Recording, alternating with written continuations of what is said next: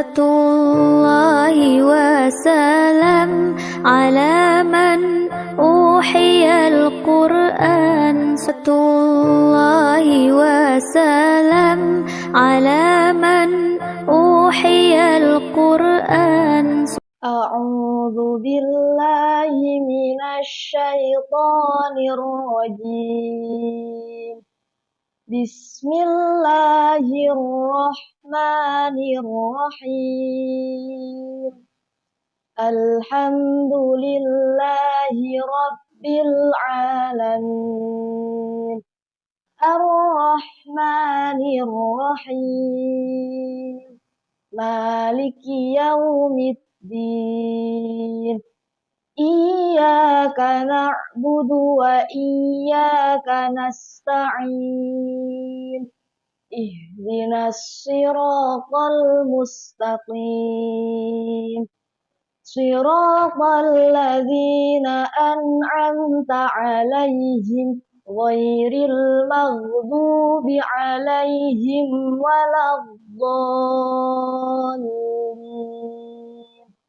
رب اغفر لي ولوالدي وللمؤمنين آمين رب اشرح لي صدري ويسر لي أمري واحلل عقدة من لساني يفقه قولي رضيت بالله ربا وبالإسلام دينا وبمحمد نبيا ورسولا ربي زدني علما وارزقني فهما آمين.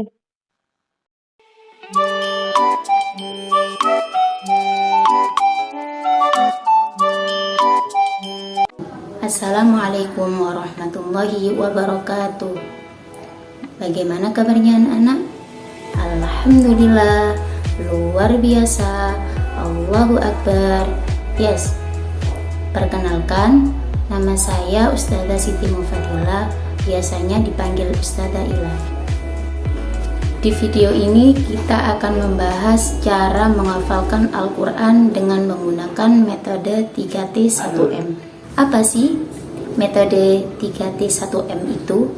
Yang pertama yaitu talqin atau tasmi', yang kedua tafahum, yang ketiga tikror atau takrir, dan yang terakhir yaitu murojaah. Talqin atau tasmi'. Talqin yaitu seorang guru membacakan Al-Quran untuk kemudian diikuti oleh para muridnya. Seperti contoh, saya membacakan ayat Bismillahirrahmanirrahim Amma yatasa'alun. Kemudian para murid menirukan. Kemudian tasmi yaitu seorang murid membacakan Al-Quran untuk didengarkan oleh gurunya, seperti yang biasa kita lakukan di MTSN 4. Seorang murid menyetorkan hafalannya kepada gurunya. Selanjutnya yakni dengan menggunakan metode tafahum, yang mana seorang murid membaca ayat tersebut lalu melihat artinya. Nah, dengan melihat artinya tersebut, murid mulai memahami isi dari ayat yang akan dihafalkan. Contohnya, ketika kita menghafal surat An-Naba, yakni Bismillahirrahmanirrahim Amma yatasa'alun. Lalu kita lihat artinya. Tentang apakah mereka saling bertanya-tanya?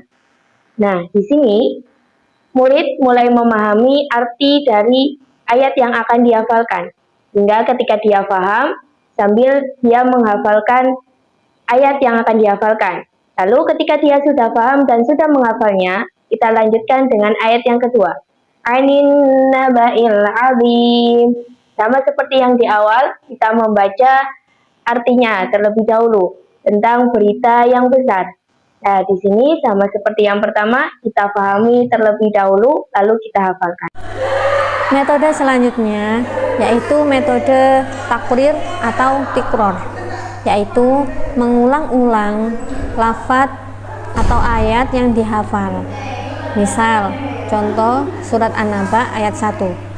Amma yatasaalun. Amma yatasaalun. Amma yatasaalun. Sampai 10 kali hingga 20 kali sampai hafal. Kalau sudah hafal, lanjut lagi ayat yang kedua. Anin naba'il azim. Anin naba'il azim. 10 kali hingga 20 kali sampai hafal. Kemudian diulang lagi ayat 1 dan 2 sampai 10 kali hingga 20 kali. Amma yatasaalun anin naba'il azim. Amma yatasaalun anin naba'il azim, ya, sampai 20 kali. Kalau sudah hafal, lanjut ayat yang ketiga. Alladzi hum fihi mukhtalifun.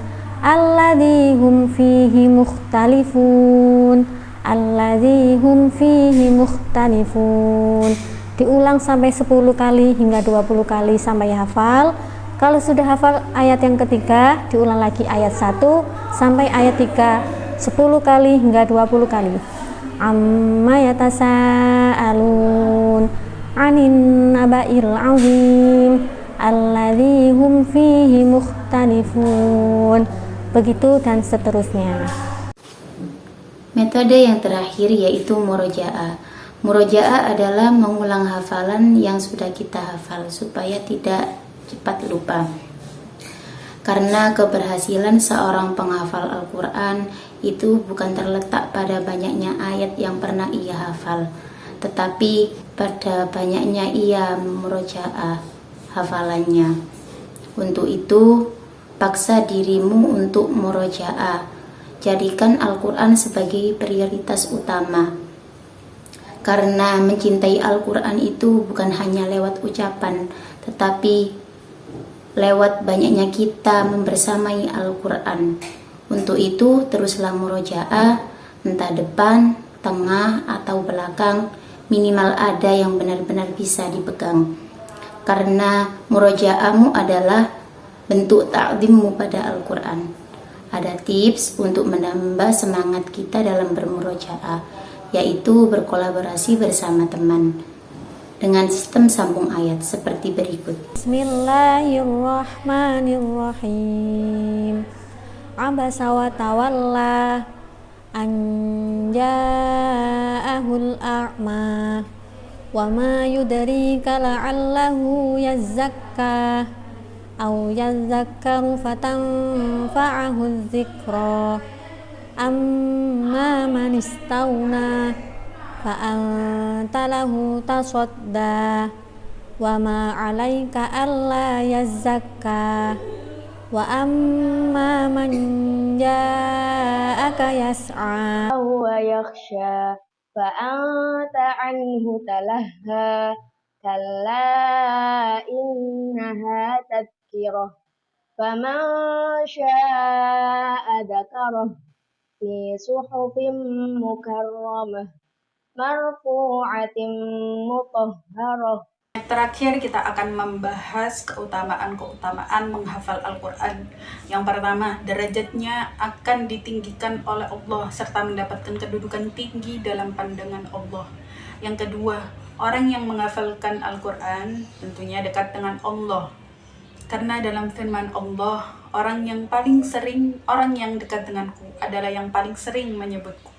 Dan orang yang paling sering menyebutku adalah orang yang menghafalkan Al-Quran dan orang yang sering membaca Al-Quran.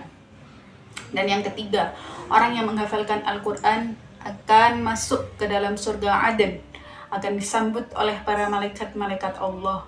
Bahkan jasad orang yang menghafalkan Al-Quran, jasadnya tidak akan hancur, tidak akan rusak, tidak akan dimakan oleh hewan-hewan.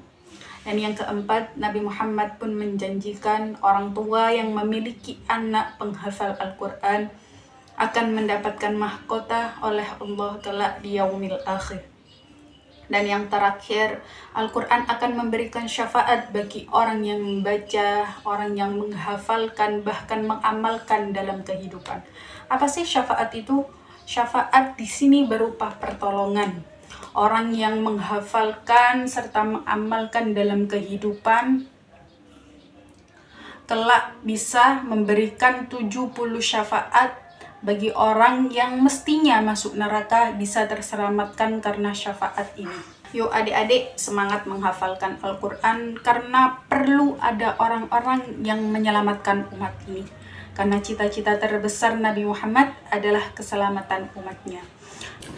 Oke, di sini saya akan membagikan tips untuk menjaga hafalan supaya tidak cepat lupa.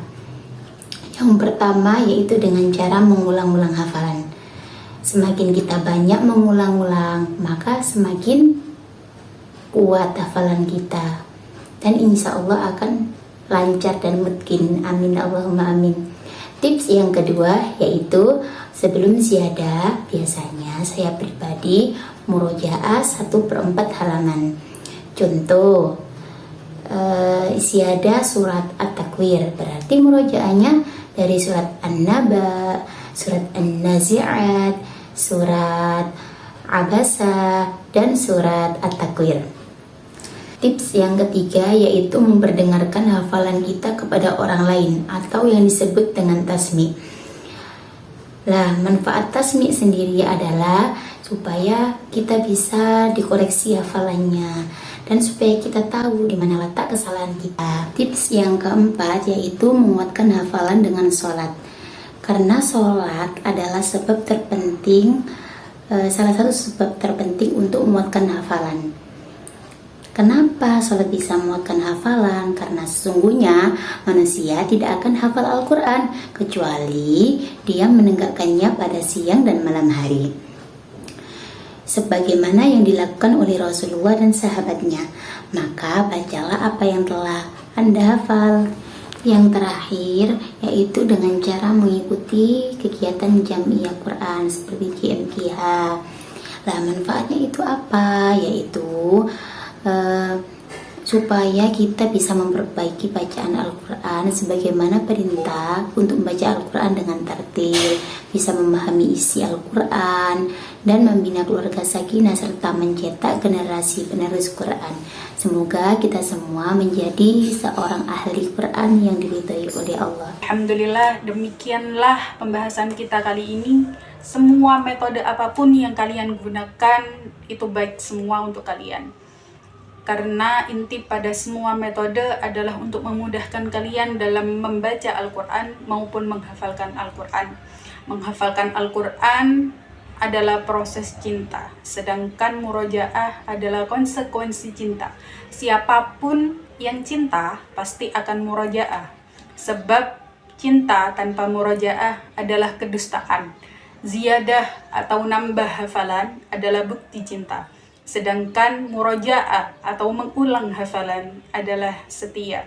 Sekian dari kami, semoga bermanfaat, semoga istiqomah dalam membaca maupun menghafal Al-Quran. Semoga kelak kita bisa masuk ke dalam rombongan para ahli Quran. Wassalamualaikum warahmatullahi wabarakatuh.